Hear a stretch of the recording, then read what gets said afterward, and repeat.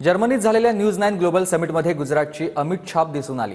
मुख्यमंत्री भूपेंद्रभाई पटेल यांनी शिखर परिषदेसाठी आलेल्या जगभरातील गुंतवणूकदारांना गुजरातमध्ये व्यवसाय करण्यासाठी आणि गुंतवणूक करण्यासाठी आमंत्रित केलंय। यावेळी त्यांनी गुंतवणूकदारांनाच आठवण करून दिली आहे की गुजरातमध्ये 100 फॉर्च्यून 500 कंपन्या आधीच कार्यरत आहेत।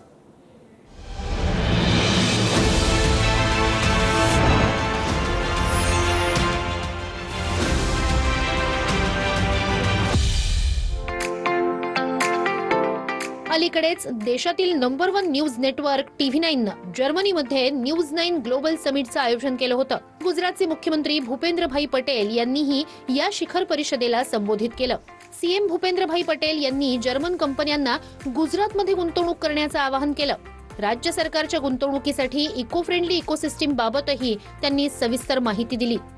प्रधानमंत्री जी के मार्गदर्शन में आज विश्व के कई देशों की तरह जर्मन भी गुजरात के साथ अनेक क्षेत्रों में जुड़ा हुआ है।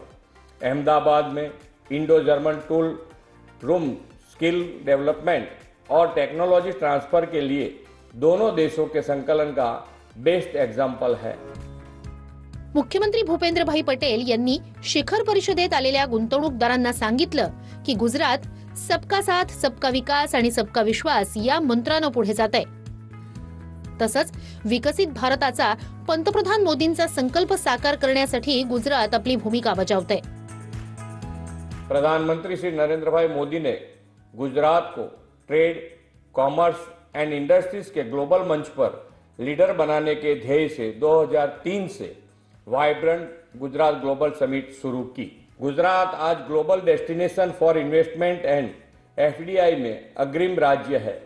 3 दिवस चाललेल्या या न्यूज 9 ग्लोबल समिटमध्ये देशातील आणि जगातील अनेक मोठी राजकीय मंडळी आणि कॉर्पोरेट दिग्गज सहभागी झाले होते। हे समिट भारताला ग्लोबल पॉवर हाऊस बनवण्यासाठी महत्त्वाची भूमिका बजावेल।